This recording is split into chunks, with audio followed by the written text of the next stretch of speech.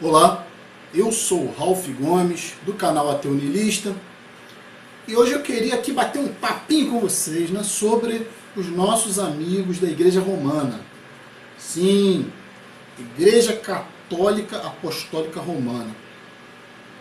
Tantos males trouxe, né, a nossa sociedade, tantos abusos na Idade Média, com a Santa Inquisição, pessoas torturadas, né, unhas arrancadas, né, empalamentos, enforcamentos, asfixia, afogamentos, todo tipo de atrocidade desses católicos que no passado dominavam através da força, através do poder político e através da superstição imposta às pessoas, né? Foi a era das trevas, a Idade Média, né? Onde era fácil se acusar uma pessoa que tinha um comportamento diferente, uma pessoa que não se enquadrava dentro dos padrões. Ateus naquela época já seriam de cara dizimados, né? Mas qualquer pessoa estranha, qualquer pessoa que cultuasse alguma coisa que fosse pagã, né? Ou adorasse alguma divindade que não fosse, que não estivesse enquadrada dentro do cristianismo, essa pessoa poderia ser tranquilamente acusada de bruxaria. Suas posses eram tomadas pela igreja, inclusive haviam muitas falsas acusações, né, de pessoas que tinham posses, né, e que interessavam a igreja, e a igreja fazia todo um esquema de gerar provas contra essa pessoa, confissões sob tortura, porque sob tortura você confessa, a maioria das pessoas confessa qualquer coisa. E com essas confissões se garantia que a pessoa fosse morta, executada, e as posses fossem tomadas pela igreja. Com isso a igreja romana enriqueceu, e isso não é considerado atrocidade contra os direitos humanos, porque o nazismo cometeu atrocidades e hoje a justiça brasileira ela proíbe a apologia ao nazismo, ao racismo, todo esse tipo de coisa. Não só ao racismo, né, mas a qualquer símbolo nazista. Porque o nazismo também tinha outros aspectos, não era só o aspecto racial. E a igreja romana também matou mulheres, né, matou pessoas, assassinou muito, saqueou, né, roubou muito, as cruzadas que o digam, né? Aí o que ocorre? A religião católica não é considerada como tendo cometido atos hediondos contra a humanidade, mas cometeu sim. E hoje em dia se faz apologia. Hoje em dia existem igrejas com padres que têm poder político, padres que são valorizados, né, como figuras públicas dentro da sociedade, padres que estão educando nossas crianças. A igreja romana não deveria poder fazer apologia das suas atrocidades. Então, mas eu queria falar especificamente hoje aqui, né, sobre tem muitos evangélicos, né, muitos protestantes, eles alegam que o catolicismo não segue a Bíblia, não é bíblico. E realmente não é, né, em vários aspectos. Porque faz questão de contrariar exatamente a Bíblia. Várias doutrinas católicas não são bíblicas ou contrariam a Bíblia. Então eu vou falar aqui algumas passagens e vou fazer uma análise rápida para demonstrar que os católicos, né, a hierarquia da Igreja Católica, partindo do seu Papa, nessa pirâmide de papas, bispos, e vai descendo, né, arcebispo, vai descendo. até chegar no padreco, padre de comunidade, né? Então eu vou falar aqui algumas coisas que eu acho interessante ressaltar, que são antibíblicas.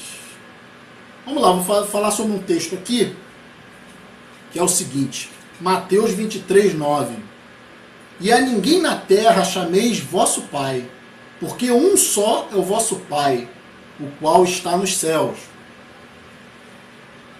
Esse texto aqui, obviamente, não se deve encarar simplesmente do ponto de vista literal, ou seja, pai de família, né? Senão você não poderia nem chamar o seu pai de pai, né? O seu progenitor de pai. Entretanto, esse texto interpretado quer dizer que não deve, o texto é bem claro nesse sentido, que a ninguém na terra chameis vosso pai como autoridade religiosa. Porque pai, nesse contexto aqui, é um título de autoridade religiosa. Então é dito aqui que ninguém deve possuir esse título. Entretanto, a Igreja Católica faz questão, porque Cristo na Bíblia em nenhum momento chamou apóstolos de pais, porque pai é só um que está no céu, segundo o Evangelho, e a Igreja Católica faz questão de nomear, né, os seus pastores de padres. A palavra padre quer dizer pai. E o sumo sacerdote da Igreja Católica, que deveria ser Cristo, né, sumo sacerdote da Igreja Católica, é Jesus Cristo, é o cabeça da Igreja. Né? Nem Cristo pode ser chamado de pai, porque o pai está acima de Cristo. E o Papa, né, o título do Papa significa exatamente pai. Olha só que absurdo. Então, eles fazem questão de contrariar a Bíblia, os católicos. Vamos aqui para o segundo texto. Todo homem que ora ou profetiza com a cabeça coberta desonra a sua cabeça. 1 Coríntios 11, 4. Os padres fazem questão, os bispos, arcebispos, fazem questão de orar com a cabeça coberta. Eles têm lá aqueles apetrechos, né? Tal da mitra, se não me engano, aqueles chapéus que eles usam. Né? Então, já vi várias vezes, né, nas missas, é muito comum, padres orando com a cabeça coberta. De novo, antibíblico. Vou passar para outro texto aqui. Mas o Altíssimo não habita em templos feitos por mãos de homens, como diz o profeta. Atos 7,48. A Igreja Católica tem templos, valoriza esses templos, ornamenta esses templos. O templo para o católico é importante. Ele gosta, ele vai lá para orar, né? Ele vai lá. Então, não é em qualquer lugar, é o templo. Né? Como Cristo disse, onde tiver um ou dois em meu nome, ali estarei. E aqui o texto está sendo bem claro que não se deve construir templos de pedra, porque Deus não habita neles. Isso não é casa de Deus.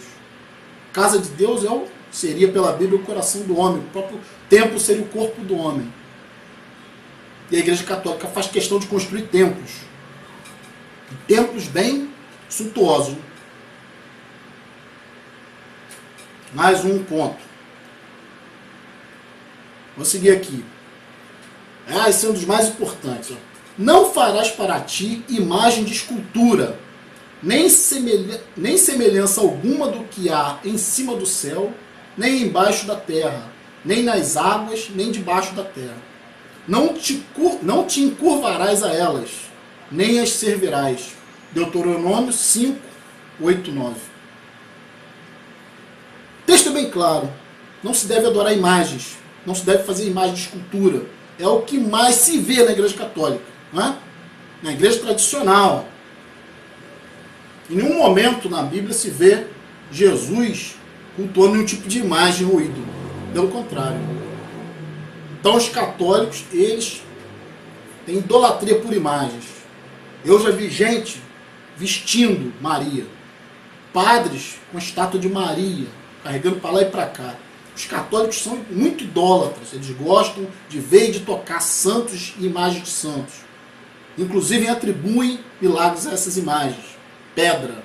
E o texto é bem claro: não farás para ti imagem de escultura, nem a semelhança alguma do que há em cima do céu, nem embaixo na terra, nem águas debaixo da terra.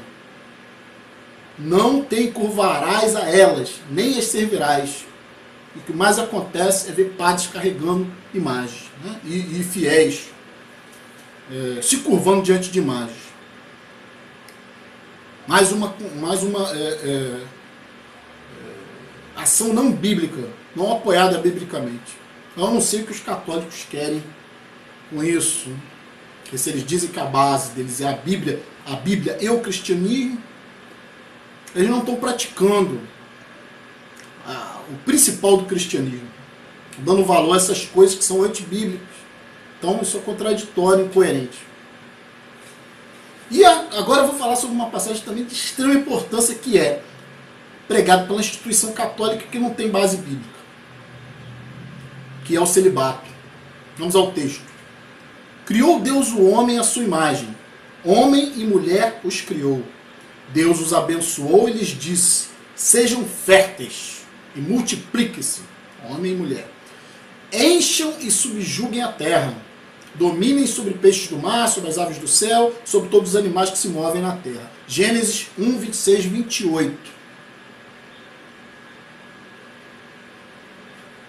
Sejam férteis e multipliquem-se. De onde a Igreja Católica tirou que um padre não pode se casar, contrariando o mandamento de Deus na Bíblia? De onde a Igreja Católica tirou isso? Em nenhum momento a Bíblia fala sobre que o homem não deva se casar. Pelo contrário, né? Tem uma outra passagem aqui, em Provérbios 18, 22, que diz: quem encontra uma esposa encontra algo excelente, recebeu uma bênção do Senhor. Então está bem claro que a regra é casar-se sim. Não é bom que o homem não se case pela Bíblia, conforme a Bíblia. Nós estamos aqui para isso, para crescer e multiplicar. Então, celibato, tanto de homens como de mulheres, né, no caso das freiras, não faz sentido. E agora eu vou falar aqui sobre o último texto, que é exatamente, que trata de um dos fundamentos mais contraditórios da religião católica, de um dos mais gritantes, né, que contraria descaradamente os preceitos bíblicos. Disse-lhe Jesus, isso a Tomé, né? Jesus respondeu a uma pergunta de Tomé. E Jesus explica, né, que ele iria fazer todo um caminho e depois iria voltar, né, para salvar as pessoas. Então Tomé pergunta como seria isso, né? Como eles saberiam o caminho, né? Qual o caminho seguir para essa salvação.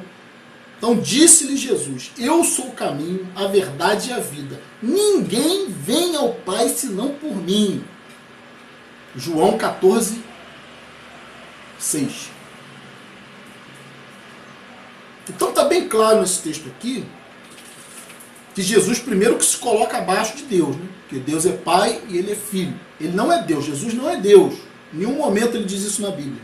Pelo contrário, ele fala que envia os apóstolos, né, para pregar a palavra, assim como Deus o enviou, assim como o Pai o enviou.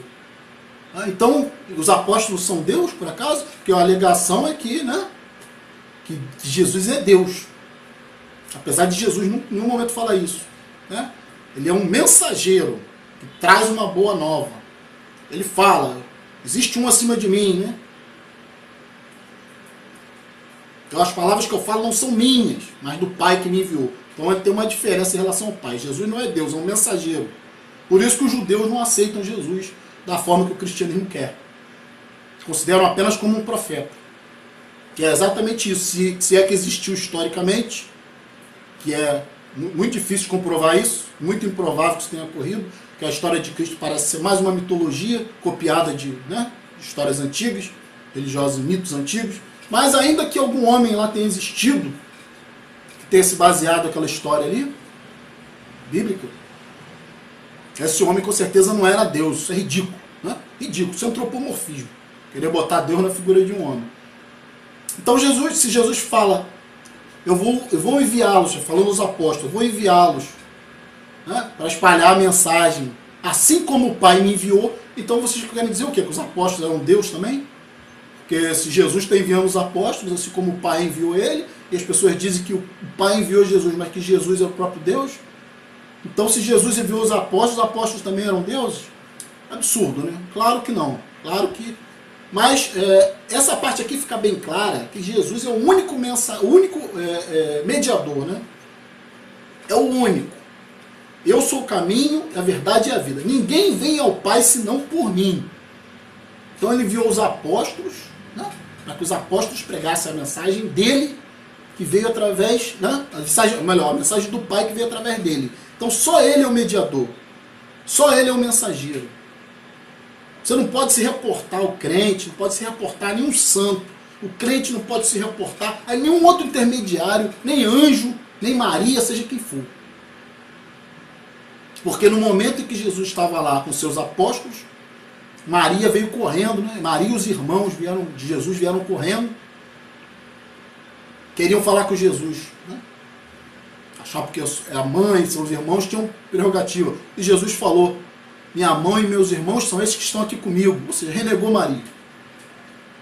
Então Maria não tem importância nenhuma do ponto de vista teológico, porque Jesus é o único mediador. E a Igreja Católica faz questão de colocar figuras de santos como intermediários. Idolatram, né? Fazem promessa, fazem romaria, querem pôr a mão, fazem estátuas, tudo errado. A Igreja Católica é uma igreja anticristã, né, e antibíblica. E acima de tudo, uma igreja que causou muitas atrocidades, que deveria estar sendo questionada hoje em dia, não aceita na nossa sociedade. Então eu só queria deixar aqui alguns pontos, né, muito mais coisa, mas alguns pontos principais que a gente deve observar, né, sobre essa incoerência e essa vontade de contrariar preceitos bíblicos que existe na instituição católica, que é altamente hierarquizada, que encobre casos de pedofilia. Nunca houve caso de um padre desses acusados aí que sofreu um processo e foi para a cadeia, abusando de crianças, né? E o senhor Papa encobre tudo isso, evitando, porque tem poder político, né? Tem força política. A cultura católica ainda é muito forte na população, evitando controle de natalidade,